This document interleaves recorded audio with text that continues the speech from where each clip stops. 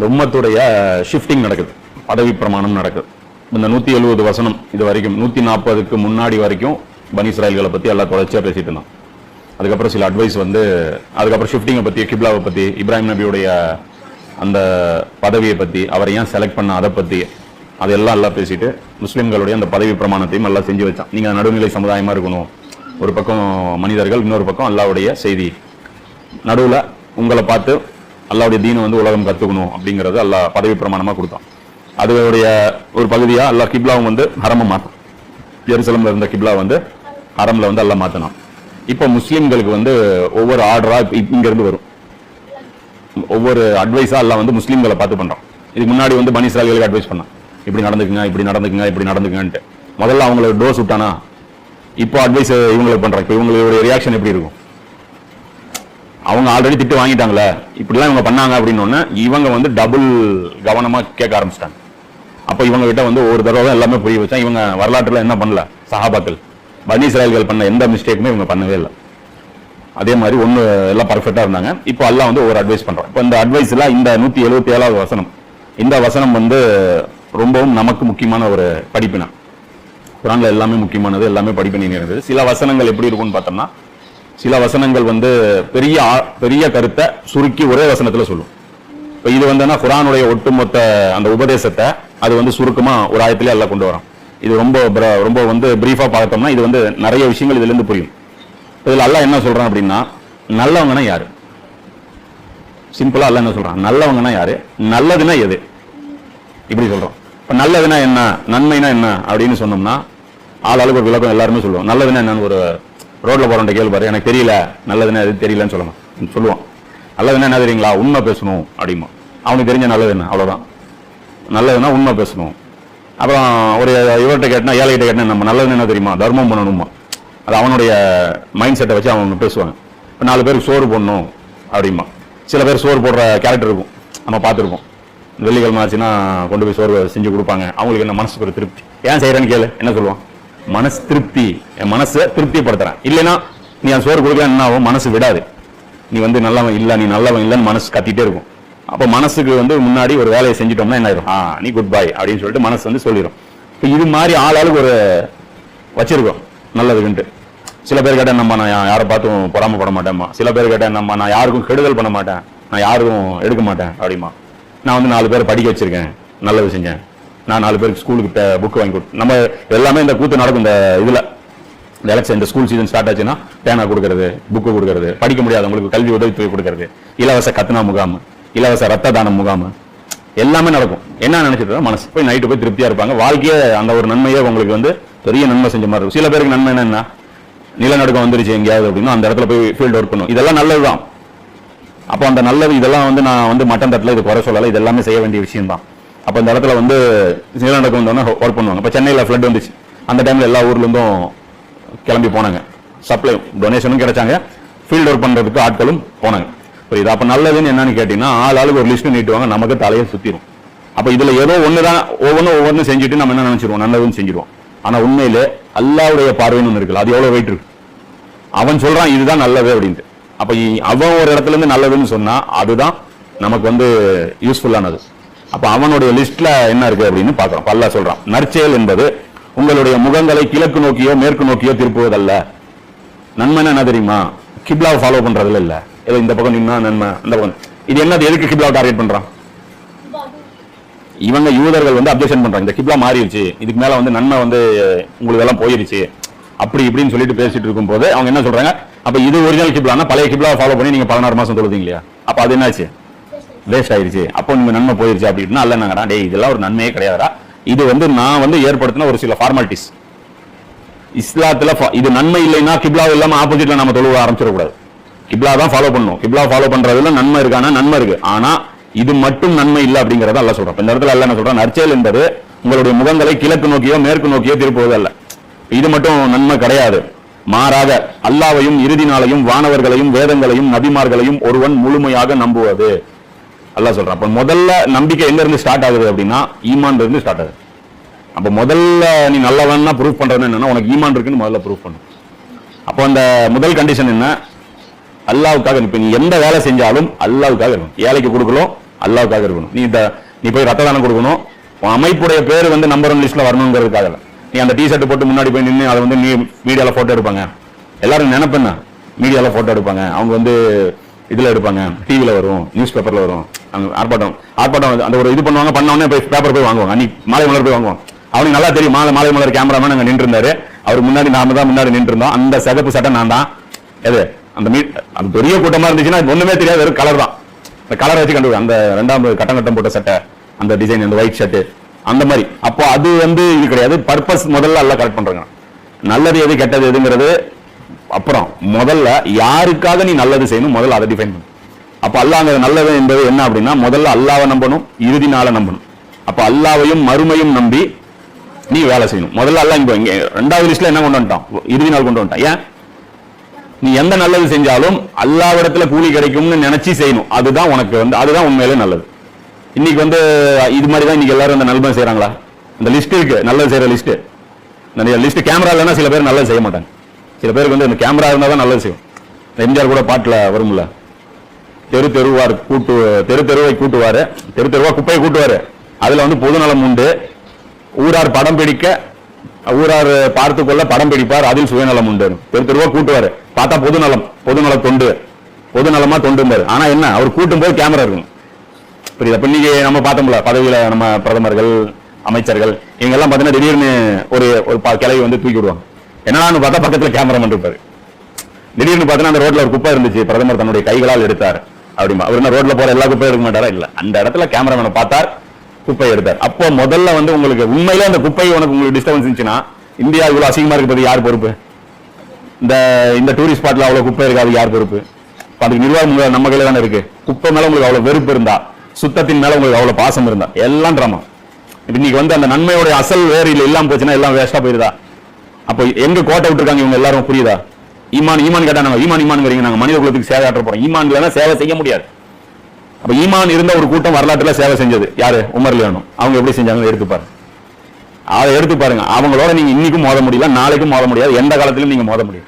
நபி ஸல்லல்லாஹு அலைஹி வஸல்லம் அவர்கள் பயனதான் சொல்றாங்க, நமக்கு மேல அல்லாஹ்வுக்காகவும் இறுதி நாளுடைய அந்த கேள்வி கணக்காகவும் ஒரு நன்மை செஞ்சாங்க ரசூலுல்லாஹ், சஹாபாக்கள். அப்ப அல்லாஹ் சொல்றான், அதுக்கு அடுத்து என்ன, வானவர்களை, வேதங்களை, நபிமார்களை, இந்த மூணும் ஒண்ணு.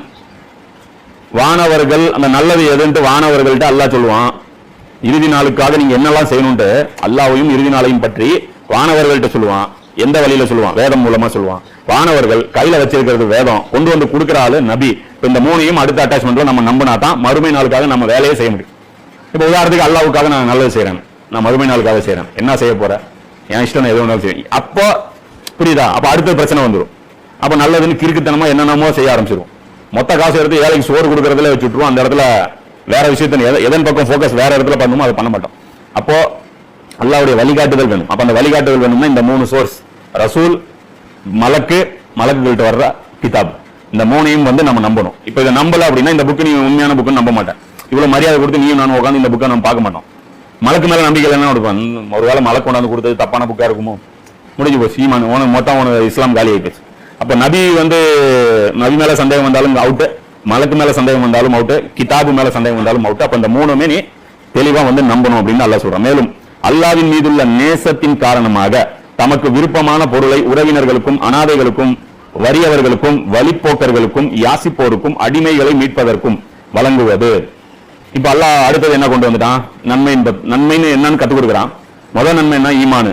2வது நன்மை என்ன? தொழுகையா, நோன்பா, ஜக்காத்தா, ஹஜ்ஜா. அல்லாஹ் பத்தி இங்க ஒண்ணுமே இல்ல. எடுத்தோன்னே என்ன சொல்றான்? மனித குலத்திற்காக நல்லது செய்யணும். இது எப்படிப்பட்ட மார்க்கம் இது? இஸ்லாம். இந்த இஸ்லாத்தை வந்து மனிதர் குலத்துக்கு எதிரானது. இஸ்லாம் வந்து தீவிரவாதம், இஸ்லாம் வந்து பெண்களை வந்து கொடுமைப்படுத்த மார்க்கம், இஸ்லாம் வந்து மனிதனை வந்து அடிமைப்படுத்துது, இது செய்யாத அது செய்யாதுன்னு எதுக்கு எடுத்தாலும் ரூல்ஸ் போட்டு மனுஷனை வந்து ரெஸ்ட்ரிக்ட் பண்ணுது. இப்ப பெப்சி விளம்பரம் என்ன சொல்றான்? எதுவுமே கேட்காத, ஃப்ரீயா இருந்தீங்கன்னா இங்கிலீஷ் வேட்டையாடுவான். பெப்சில ஆட்ல என்ன சொல்றான்? ஃப்ரீயா இரு, எந்த அட்வைஸும் கேட்காத, ஜாலியா இருந்து என்ன, சைத்தான் ஜாலியா இருன்னு சொல்ல மாட்டான். அவன் உள்ள வந்துருவான், மனசுக்குள்ள காலியா இருக்கிற மனசுல அவன் பூந்துருவான். அப்ப இதுல அல்லாஹ் இந்த இடத்துல என்ன சொல்றான்? மனித குலத்திற்கு நன்மை செய்வதுதான் ஃபர்ஸ்ட் லிஸ்ட்ல கொண்டாந்து வைக்கிறோம். ஏன்னா இன்னைக்கு இருக்கிற மதம், ஆன்மீகம் எப்படி இருக்கு? இன்னைக்கு எல்லாரும் புலம்புறான நாத்திகர்கள் என்ன சொல்றாங்க?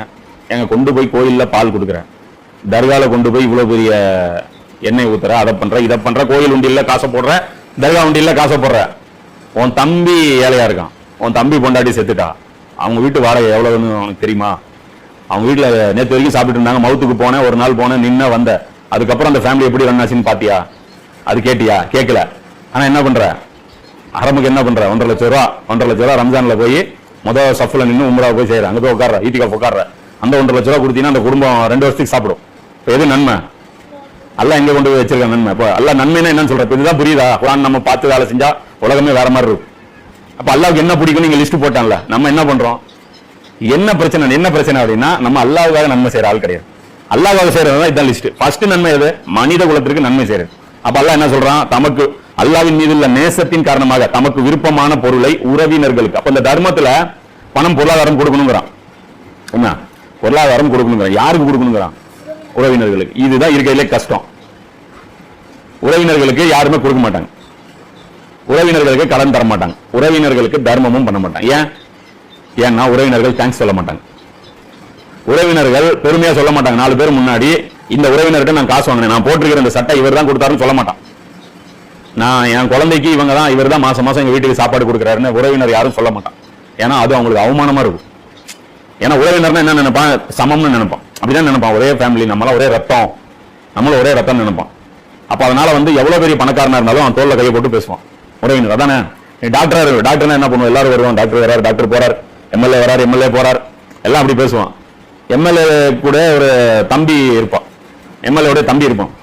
அவன் சாதாரண ஒரு பொட்டி கடை வச்சிருப்பான், அல்ல ஒரு மளிகை கடை வச்சிருப்பான், அப்படி வச்சிருப்பான். இப்ப அவன் எம்எல்ஏ என்னன்னு கூப்பிடுவான்? பாடாடின்னு தான் கூப்பிடுவான். அப்ப அது எவ்வளவு பெரிய அசிங்கம். அப்ப இந்த எம்எல்ஏக்கு தன்னை பார்த்து இப்படி கும்பிடு போறவன காசு கொடுக்கறது, அவன்கிட்ட இன்னொரு 100 ரூபாய் எக்ஸ்ட்ரா கொடுத்தா 4 கும்பிடு எக்ஸ்ட்ரா கிடைக்கும். நாளைக்கு வரும்போது ஐயா வராரு, இப்படி போட்டு வச்சிருக்கீங்க, கொஞ்சம் நவருங்க, ஐயா வராரு, வழியில இப்படி நின்று வச்சிருக்கீங்க, ஐயா வராரு, ஐயா வராரு, ஐயா வராருன்னு சொல்லிட்டே இருப்பான். இந்த தூக்கி நீ 10 லட்சம் ரூபாய் கொடுத்தீங்கனாலும் என்னம்பா இன்னும் 10ல ஒரு இடம் வாங்கி நீ வீடு கட்டிக்கோன்னு சொல்லி தம்பிக்கு 10 லட்சம் ரூபாய் கொடுத்தாலும் என்ன நடக்கும்? அவன் எங்கேயுமே போய் அந்த எம்எல்ஏ போட்டோ ஒட்டு, அண்ணனோட போட்டோ ஒட்டுவானா? ஆனா ஒரு 5000 அந்த வீட்டுல நீ பெயிண்ட் அடிச்சு கொடுத்தீங்கன்னா வெளியாளுக்கு அவன் போட்டோ ஒட்டிடுவான், பாக்கெட்ல போட்டோ வைப்பான் முன்னாடி. என்ன தலைவர் போட்டோ ஏதாவது வச்சிருக்கேன், அவர் தான் எனக்கு கொடுத்தாரு. அப்போ விளம்பரத்துக்கு கொடுக்கறவங்க என்ன பண்ணுவாங்க? முதல்ல வெளியே தான் கொடுப்பாங்க. அப்ப அதெல்லாம் என்ன பண்ணுவாங்க? பள்ளியாசல் தர்மம் பண்ணுவாங்க நிறைய. ஏன் பள்ளியாசல் போனோம்னா அஜரத்து மரியாதையா பார்ப்பாரு. 10,000 ரூபாய் கொடுத்துட்டு என்ன தூக்கி அந்த டெய்லி நீ 5 வேளை போறீல்ல, அப்படி போனா அப்படி ஒரு கெத்து, வரும்போது ஒரு கெத்து. அவர் 4 பேர் சொல்றாரு, அந்த 10,000 ரூபாய் அந்த பேர் எழுத வேணாம்னு ஒருத்தர் சொன்னார்ல, அது இவர் தான். ரசீதுல பேர் வேணாம்னார்ல, இவர் அப்படிங்க அப்படின்னு. அதாவது தர்கால இன்னும் அநியாயமா இருக்கு. அந்த லைட்ல, ஏன்னா அங்கதான் ஃபுல்லா வழிகேடு தானே, அங்க இஸ்லாத்துக்கும் அதுக்கும் சம்பந்தம் கிடையாது. அதனால எல்லாத்துலயுமே அநியாயம் இருக்கும். வாட்சில இருக்கும், கொடுத்தவன் பேர் இருக்கும், டியூப் லைட்ல இருக்கும். டியூப் லைட் என்ன 40 ரூபாய் டியூப் லைட், அந்த டியூப் லைட்ல அது பேர் உள்ள பெருசா எழுதிருப்பா, அதுவே வெளிச்சத்தை மாற்றிக்கும். அதுவே வெளிச்சம் கொடுத்தவர் அப்துல்லா, இவருக்காக துவா செய்யும், என்னலாம் அவ்வளவு டீட்டெயில் அதுல எழுதியிருப்பான். முடிஞ்சு போச்சு. அப்ப புக்கில் பார்ப்போம்ல நம்ம எல்லாம், இந்த புகாரி இந்த புக்ஸ் எல்லாமே நிறைய பேர் புக்ஸ் கொடுப்பாங்க. புக்ஸ் எடுத்து பிரிண்ட் அதுல என்ன எங்களுடைய அக்கில துவா செய்யும், துவா ஆட்டோமேட்டிக்கா போயிடும். யாரும் யாருக்காக துவா கேட்க வேண்டியதில்லை. ஒரு நல்ல காரியம் செஞ்சா நம்ம கொடுக்கறது யாரு கூலிய அல்லாஹ் கொடுத்துருவோம், அது ஆட்டோமேட்டிக்கா போயிடும். அப்போ ஃபர்ஸ்ட் லிஸ்ட்ல யாரு கொடுக்கணுங்கிற அல்லாஹ். இது நமக்கு டெஸ்ட். நம்ம அல்லாஹ்வுக்காக கொடுத்தோம்னா உறவினர்கள்ல கஷ்டப்படுறவங்களை பார்த்தா நம்ம என்ன பண்ணுவோம்? ஹெல்ப் பண்ணணும். ஹெல்ப் பண்ண அப்ப உறவினர்களை பார்த்து அப்ப அல்லாஹ் என்ன சொல்றான்? ஃபர்ஸ்ட் நமக்கு டார்கெட் என்ன வைக்கிறான் அப்படின்னா, நீ நல்லவன் அப்படின்னா நெஞ்சில ஈரம் இருக்கணும். நெஞ்சில ஈரம் இல்லைன்னா நீ எவ்வளவு தொழுதாலும் நீ ஃப்ராடு, எவ்வளவு உம்ரா போனினாலும் நீ ஃப்ராடு. நான் இதான் சொன்னல, ஒருத்தர் பல கோடிக்கணக்கில் சம்பாதிக்கக்கூடிய, கோடிக்கணக்கில் சொத்து வச்சிருக்கக்கூடிய ஒருத்தர், மாசம் சில லட்சம் சம்பாதிக்கக்கூடிய ஒருத்தர், ஹஜ் செஞ்சிருக்கிறார், உம்ரா செஞ்சிருக்கிறாரு, இப்படி இருக்கக்கூடிய ஒருத்தர் தன்னுடைய அம்மாவுக்கு மாசம் 1000 ரூபாய் கொடுக்குறாரு. அம்மாவை வீட்லயும் வச்சிருக்காரு, வீட்டை விட்டு வெளியே வச்சிருக்கிறாரு. கொடுக்கறது எவ்வளவு கொடுக்குறாரு? 1000 ரூபாய் கொடுக்குறாரு. அது ரொம்ப அதுக்கப்புறம் எல்லாரும் சேர்ந்து அதை பிரச்சனை பண்ணி பஞ்சாயத்து பண்ணி ஒரு 2000 கொஞ்சம் சேர்த்து கொடுங்க அப்படின்னா 200 ரூபாய் சேர்த்து கொடுப்பாரு. எதுக்கு உனக்கு என்ன பண்றா? ஒரு ஆள் தானே, இதுக்கு எதுக்கு காசு? கரண்ட் பில் நான் கட்டுறேன், அதானே பண்றேன், இது வச்சு உனக்கு பண்ண முடியாதா? அந்த மாதிரி கேட்கும். 2000 ரூபாய் வாங்கி கொடுங்க அப்படிங்க. அதுக்கப்புறம் எல்லாம் போய் என்ன நன்மை? நன்மை. அப்ப ஜக்காத்து மட்டும் கணக்கு போட்டு துல்லியமா அறுத்து போட்டு 2.5% என்ன இருக்கோ அது மட்டும். ஏன்னா அதுவும் கொடுக்கறதுக்கு இது இல்ல, ஆனாலும் என்ன பண்றது, கொடுக்கலாம் ஆகணும்ல அப்படிங்கிற மாதிரி கொடுக்கறது. அப்ப இங்க எல்லாம் வைக்கிற கண்டிஷன் என்ன அப்படின்னா, முதல் கண்டிஷன் உறவினர்களுக்கு கொடு. அப்ப இங்க இருந்தா நீ ஸ்டார்ட் பண்ணணும். தர்மம்னு ஸ்டார்ட் பண்ணினா இங்க இருந்து ஸ்டார்ட் பண்ணணும். மஸ்ஜித் எல்லாம் கடைசியா வரும். அப்புறம் 2வது என்ன? அனாதைகள். யாரு அப்பா இல்லாத குழந்தைகள் இருப்பாங்களா, அவங்க எவ்வளவு என்ன பிரஷர்ல இருப்பாங்க, அவங்க இருக்கல அவங்க தான் பிரஷர்ல இருப்பாங்க. நேற்று வரைக்கும் அவங்க அப்பா சம்பாதிச்சு ஒரே நாள்ல செத்துட்டாரு. நேற்று வரைக்கும் அந்த மாசத்து அந்த வீட்டுடைய வருமானம் 25,000 ரூபாய். இன்னைக்கு அந்த வீட்டுடைய தேவை 15,000 ரூபாய் 20,000 ரூபாய் அப்படியே இருக்கு. ஆனா வருமானம் 0. நேற்று வரைக்கும் அந்த குழந்தை டெய்லி பரோட்டா சாப்பிட்டு இன்னைக்கு அந்த குழந்தைக்கு வெறும் ரேஷன் அரிசி சாப்பிடுவதற்கு கூட வழி இல்லை. எவ்வளவு பிரஷர்ல இருக்கும் அந்த குழந்தை. இந்த தரையிலிருந்து அவங்க காலு கீழே இருந்து பூமி விலகின மாதிரி ஒரே நாள்ல அந்த பிரஷர்ல வந்துடும். அப்ப முதல்ல நம்ம கவனிக்கிறது நம்ம ஃபேமிலியில யாரை கவனிக்கும்? முதல்ல யாரு அனாதை ஆயிட்டானோ அவனை முதல்ல கவனிக்கும். அனாதைக்கு பொறுப்பு எடுக்கிறதுக்கு நம்ம பழகணும். ஒரு அனாதை கவனத்துக்கு வந்துச்சா, ஒரு வீட்டுல மவுத் வந்துச்சா, இந்த குழந்தையோட ஃபுல் செலவு, இந்த குடும்பத்துக்கு பெரிய நாய் சம்பாதிக்கிற வரைக்கும் இவங்க அப்பா இருந்தா எப்படி படிக்க வைப்பானோ அது எல்லாமே என் பொறுப்பு. நம்மளே எப்படி செலவு பண்ணணும்? காசுன்னு இருந்தா டூருக்கு போய், காசுன்னு இருந்தா பறக்க விடுறது, காசு எதுல அதுல பறக்க விடக்கூடாது. முடிஞ்ச வரைக்கும் கூத்தடிக்கிறது நிறுத்தினாதான் என்ன பண்ண முடியும்? இந்த மாதிரி காசு செலவு பண்ணணும். எங்களுக்கே 10 இருந்தா தானங்க நாங்க செலவு பண்ணுவோம். வந்தா நீயே போட்டு அழிச்சிடுறீங்க. காலையில வந்தா 10 நாள் நீயே அழிச்சிடுற. அழிச்சு போட்டு காசு இல்லைன்னா எப்படி? போன் புதுசா வந்தா அப்டேட் ஆயிடுது. சாம்சங் 20 இருக்குது, 21 வந்துருச்சுன்னா மறுபடியும் வாங்கிடலாம். என்னடா அப்படின்னு பார்த்தா அது 20 எவ்வளோ? 80,000 என்னமோ. 21 எவ்வளோ தெரியல, குத்துமைப்பா சொல்றேன். ஆனா லட்சக்கணக்கில் வருது எல்லாமே. ஐபோனுக்கு ஈக்குவலா வந்துருச்சு அதெல்லாம். அப்ப ஐபோனும் மாறுது. அப்ப கேட்டா என்ன பண்றது? எல்லாம் என்ன சொல்றான்? நமக்கு மேல இருக்க போய் தானே கொடுக்கும். நீ தான் வருஷம் நீ அப்டேட் பண்ணிட்டே இருக்கிற. ஒரு மாடல் வந்துச்சுன்னா அவ்வளவுதான், புது மாடல் வந்துச்சுன்னா புது சேரிக்கும், புது துணி வந்துச்சுன்னா பழைய துணி குப்பைக்கு போய்க்கும். இப்படி ஆடம்பரமான வாழ்க்கை வாழ்ந்தா செலவு பண்றதுக்கு. அப்ப இந்த மாதிரி அனாதைகளுக்கு இல்ல செலவு பண்ண மாட்டேங்க. இப்ப அடுத்த லிஸ்ட்ல என்ன சொல்றான்? வறியவர்களுக்கும் வழிபோக்கருக்கும். இப்ப வறியவர்கள்னா யாரு? ஏழைகள். ரிலேஷன்ல இருக்கிற ஏழை, அதுக்கப்புறம் அனாதையா இருக்கிற ஏழை. இப்ப அனாதையும் இல்ல, ரிலேஷனும் இல்ல, வயசாயிருச்சு, வேலை செய்ய முடியல, அல்லது அவங்களுக்கு வேலை செய்ய முடியாத சூழல் ஆகி போச்சு, ஏழையா இருக்கிறாங்க, அவங்களுக்கு கொடுங்க அப்படிங்கிற வழிபோக்கர்கள். அடுத்த யாரு? வழிபோக்கர்கள். இந்த பிரயாணத்துல போறாங்க, போற இடத்துல லாக் ஆயிட்டாங்க, பணம் வந்து தீர்ந்து போச்சு, அல்லது ஏதோ ஒரு ஃபிளைட் கேன்சல் ஆயிருச்சு, ஏதோ ஒண்ணு சிச்சுவேஷன் மாறிடுச்சு. அப்போ அந்த காலத்துல ரொம்ப பிரச்சனை. வழிபோக்கர்கள். இன்னைக்கு வந்து பிரச்சனை இல்லை. இன்னைக்கு நம்ம என்ன பண்றோம்? கூகுள் பேல டிரான்ஸ்ஃபர் பண்ணிடுறோம், போன்ல இருந்து அங்க இருந்து பணம் வந்துடும். இது வழிபோக்கன்னு இருக்கும்போது நல்லா பணக்காரனே மாட்டிக்குவோம். நேரா போவான், ட்ரெயின்ல ஃபுல்லா பேக்ல எல்லாமே பணம் இருக்கும், ட்ரெயின்ல அடிச்சிருவாங்க பேக். இப்போ இவன் என்ன ஆச்சு? பிச்சைக்காரன். அடுத்த வேலை சோத்துக்கு காசு இல்லை, என்ன ஆயிடுவான்? இப்போ வழிபோக்கன் என்ன ஆயிடுவான்? மாட்டிக்குவோம். அப்ப ரோட்ல ஒருத்தர் உதவி கேட்டா நம்ம செய்யணும். ரோட்ல நின்றுட்டு உதவி யாராவது கேட்டாருன்னா நம்ம முடிஞ்ச வரைக்கும் ஆராய்ச்சி பண்ணோம். உண்மையதான் பேசுறாரா ஃப்ராடா அப்படின்ட்டு. ஒரு பேசுறத வச்சே தெரிஞ்சுக்கலாம். இருந்தாலும் போய் ஃப்ராடாவே இருந்தாலும் என்ன பண்றது? நாம் அதுக்குன்னு ஒரு நல்லவன் பாதிக்கப்படக்கூடாது இல்ல. சரி போ, மினிமம் இந்தாப்பா ஒரு 50 ரூபா சாப்பிட்டு போ, முடிஞ்சு போச்சு. இல்ல ரொம்ப டவுட்டா, இந்த பசிக்குதா வா, ஹோட்டல்ல வந்து ஹோட்டல் காரங்க 2 காசு கொடுத்து சாப்பாடு போட்டு அனுப்பிச்சு விட்டு, அவ்வளவு. ரொம்ப டவுட்டா இருந்துச்சுன்னா அப்ப வழிபோக்கர்கள். அடுத்தது யாசிப்போர். இது எந்த கேட்டகரியும் தெரியல, ஆள் யாருன்னே தெரியல. ஆனா வாயை விட்டு கேட்டான், வெக்கத்தை விட்டுட்டு கேட்டான், கொடுங்க அப்படின்ட்டான். அவனை பார்த்து உடம்பு நல்லா தானே இருக்கு, கை கால் நல்லா தானே இருக்கு, நீ இதெல்லாம் பேசக்கூடாது. கொடுக்க விருப்பம் இருந்தா கொடுக்கணும், இல்லைன்னா விட்டுணும், அவ்வளவுதான். அடிமைகளை மீட்பதற்கும். இது வந்து நபி ஸல்லல்லாஹு அலைஹி வஸல்லம் பிலால் ரலியல்லாஹு வந்து உமையாட்ட அடிமையா இருந்தாரு. அப்ப பணம் கொடுத்தாலும் அவன் சும்மா விடுவான், இல்லைன்னா டெய்லி போட்டு அடிச்சுட்டு இருப்பான். இப்போ அபூபக்கர் காசு கொடுக்குறாருல, இது மாதிரிதான் அபூபக்கர் வந்து டோட்டலா அவருடைய சொத்தை இழந்தாரு. பெரிய பணக்காரர், வியாபாரி. டோட்டலா அவர் மதீனா போகும்போது அவர்கிட்ட ஒண்ணுமே கிடையாது, எல்லாத்தையுமே இழந்தார். அதனால தான் ரசூலுல்லாஹ் சொல்றாங்க, அபூபக்கருடைய காசு இந்த இஸ்லாத்துக்கு பயன்படுறது மாதிரி வேற யாருடைய காசும் பயன்பெறல. உலகத்துல ஏன் எனக்கு யாருக்காவது நான் நன்றி கடன் பட்டிருக்கேன் அப்படின்னா அது அபூபக்கரை தவிர வேற யாருக்கும் இல்லை அப்படின்னு. ரசூலுல்லாஹ் வந்து அவருக்கு மட்டும் நான் என்னால ஒண்ணுமே பண்ணவே முடியல, மத்தவங்களுக்கு கூட நான் வந்து ஏதாவது ஹெல்ப் பண்ணிருக்கேன், மாத்தி நான் ஏதாவது செஞ்சிருக்கேன், ஆனா இவருக்கு வந்து நான் எதுவுமே பண்ணவே இல்லை அப்படின்னு ரசூலுல்லாஹ் சொன்னாங்க. அப்ப அதுல அந்த அடிப்படையில் அபூபக்கர் அந்த மீட்டெடுத்த அடிமை பிலால் மட்டும் கிடையாது, அவர் பெரிய லிஸ்டே இருக்கு. அவர் வேலையே என்னன்னா பாப்பாரு, எவனா போட்டு அடிச்சிட்டு இருக்கானா, நேரம் வீட்டுக்கு போயிட்டு காசு எடுத்துட்டு மூஞ்சில அடிச்சு விடுறான், ரேட்டை சொல்லு, காசு சொல்லு. அதுக்கு அவன் அப்ப என்ன பண்ணுங்க தெரியுமா? 40 ரியால் தான், 40 தங்க காசு தான் அவருடைய ரேட் அப்படின்னா வேணும் ஏற்றி சொல்லுவான். இவர் வாங்க வந்துட்டாருனா 60 ரியால் கொடுக்குறியா அப்படிமா, கொடுக்குறேன்பா. என்ன பண்றது? அதே அவன் மார்க்கெட்ல கொண்டு போய் பிலால வித்தானா 40 ரூபாய்க்கு தான் விற்பான். ஆனா இவர்கிட்ட விற்கும் போது 60 ரூபா, 80 ரூபா, 100 ரூபா.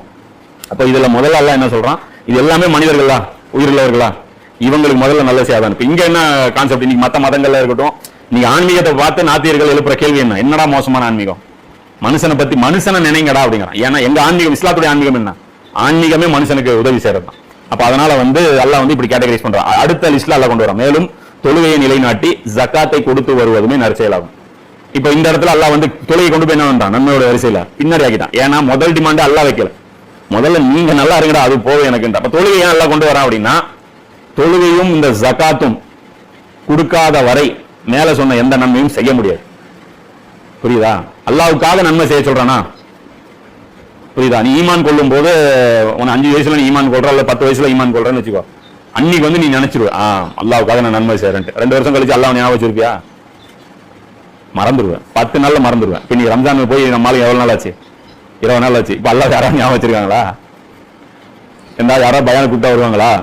தொழுகைக்கு கடமையான தொழுகை கூட்ட வர மாட்டான். இப்ப மறந்துவாங்களா? அதுக்குதான் இந்த நல்லது செய்யறதுக்கு தான் அல்லாஹ் என்ன சொல்றான், தொழுகை நிலைன்னு. ஒரு நாளைக்கு 5 தடவை உனக்கு என் முன்னாடி வந்து நில்லு, என் ஆபீஸ் வா, வந்து என் முன்னாடி இப்படி கையை கட்டிட்டு நில்லு. நான் கேள்வி கேட்பேன், நாளைக்கு இதே மாதிரி நீ கியாமத்துல என் முன்னாடி கையை கட்டிட்டு நிக்கணுங்கிற நினைப்பு இருந்தா நீ நல்லது செய்யும். அந்த நினைப்பு மனுஷனுடைய அறிவு என்ன வீக்கானது. ஒரு போன் வாங்கிட்டு வந்தோம்னா எல்லாம் மறந்துடுவோம், ஒரு டீ சாப்பிட்டோம்னா எல்லாம் மறந்துடுவோம், ஒரு வேற ஏதாவது பார்த்தோம்னு வச்சுக்கோ எல்லாம் மறந்துடுவோம், நல்ல பிரியாணி சாப்பிட்டோம்னா எல்லாம் மறந்துடுவோம். என்ன சாப்பாடு இன்னைக்கு மாதிரி டேஸ்ட் அப்படி மறந்துடும். புரியுதா? இன்னைக்கு இப்ளீஸுங்க அந்த யூடியூபர் இருக்குல்ல நிறைய, இதை சாப்பிடலையா அதை சாப்பிடலையா, இந்த குலுக்கி சர்பத் ட்ரை பண்ணலையா அந்த சர்பத் ட்ரை, இதெல்லாம் அந்த நப்சுடைய தேவைகள் பூர்த்தி பண்ணோம்னா என்ன பண்ணுவோம், அல்லாஹ்வை மறந்துடுவோம். அப்ப அல்லாஹ் ஃப்ரெஷ்ஷா இருக்கணும் நம்ம மைண்ட்ல. அப்போனா என்ன இருக்கும், அல்லாஹ் அக்பர்னா போய் நிக்கணும், அடிமை போய் நின்றுகிட்டே இருக்கணும். வாடா வாடா வாடா அப்படிங்க, குமி அப்படிங்கிற, இன்னும் லைட்டா குமிறான், என்ன லைட்டா குமிறான், நல்லா குமி, காலில் விழுறாங்க சஜா, சஜா குமி, அப்புறம் போய் கால் முன்னாடியே வந்து பிச்சை எடுக்கலாம். எல்லாம் இதை செஞ்ச மன்னிச்சிடலாம், கொஞ்ச நேரத்துக்கு முன்னாடி 12 மணிக்கு இப்படி ஒரு தப்பான்ட்டேன் மன்னிச்சிரு அப்படிங்க, ஒரு இப்போ இப்படி நான் பண்ணிட்டேன் மன்னிச்சிரு, அல்லா அத்தியாயத்தில் உட்காந்து எந்த சலாம் கொடுத்து கிளம்போ, போயிட்டு போய் சமூகத்தில் இருக்கிற நல்ல நான் சொன்ன நல்ல காரியமா போய் செய், துரட்டி விடுறான்ல, இங்கே உட்காந்துட்டு இருக்காத, பள்ளியாசல இங்கே உட்காந்து எங்க போய் நல்லா செய் போ அப்படின்னு சொல்லி அனுப்பிச்சுடுறோம். அப்ப அந்த ஜக்காத்து எதுக்கு அப்படின்னா, டோட்டலா பாஸ்வேர்டு போட்டு லாக் பண்ணிடுவோம் எதை, நம்ம பாக்கெட்டை. அந்த பாக்கெட்டோட ஓப்பனர் தான் ஜக்காத்து. அவனை உலகமாக கஞ்ச பிசினாரியா இருந்தாலும் நீ காசு கொடுத்தே ஆகணும் ஜக்காத்து, இல்லைன்னா இஸ்லாத்திலே இல்ல. அப்ப ஜக்காத்துங்கிறது என்னது, அந்த ஜிப்பு ஓபன் பண்ற ஓபனர் மட்டும்தான். அப்ப அந்த மேல போட்ட அந்த லிஸ்ட் எதுவுமே ஜக்காத்துடைய லிஸ்ட் கிடையாது. என்ன பண்றது, அந்த 2% எடுத்துக்குவோம். ஒரு வருஷத்துல 1 லட்சம் ரூபாய்க்கு 2500 ரூபாய், அந்த 2500 வச்சுட்டு உறவினர்கள், அனாதைகள், வழிபோக்கர்கள், யாசிப்பவர்கள் எவ்வளவு, 50 ரூபாயா இல்ல 50 ரூபாயா? டிமாண்ட் தேவைக்கு ஏற்பட்டு கொடுக்கணும். நம்ம வீட்டுல, அதாவது நம்ம வீடு இருக்கு, நம்ம வீடு நம்ம வருமானம், நம்ம வீட்டுல நம்ம மாசம் 50,000 ரூபாய் செலவு பண்றோம் அப்படின்னா, மீதி நம்மகிட்ட 50,000 ரூபாய் 60,000 ரூபாய் இருக்குதுன்னா அது எல்லாமே கிட்டத்தட்ட யாருக்கு இந்த மாதிரி தேவை. இப்ப நம்ம குடும்பத்துல இருக்கிறவங்க, நெருக்கத்துல இருக்கிறவங்க ஏதாவது ஆயிடுச்சு அப்படின்னா அந்த ஃபேமிலிக்கு என்ன பண்ணும், ஃபுல் இன்சார்ஜ் நம்ம எடுத்துக்கணும். அந்த ஃபேமிலி எப்படி ரன் ஆகுதுங்கிறத பாத்துக்கிட்டே இருக்கணும். அந்த ஃபேமிலியோட மைண்ட் நம்ம இருக்கணும். அந்த ஃபேமிலிட்டு இருந்து நம்ம என்ன பண்ணிடக்கூடாது. ஏன்னா இன்னைக்கு பழக்கம் என்ன, பத்திரிகை என்ன பண்ணுவான், ஏழைகளை போய் வைக்க மாட்டான்.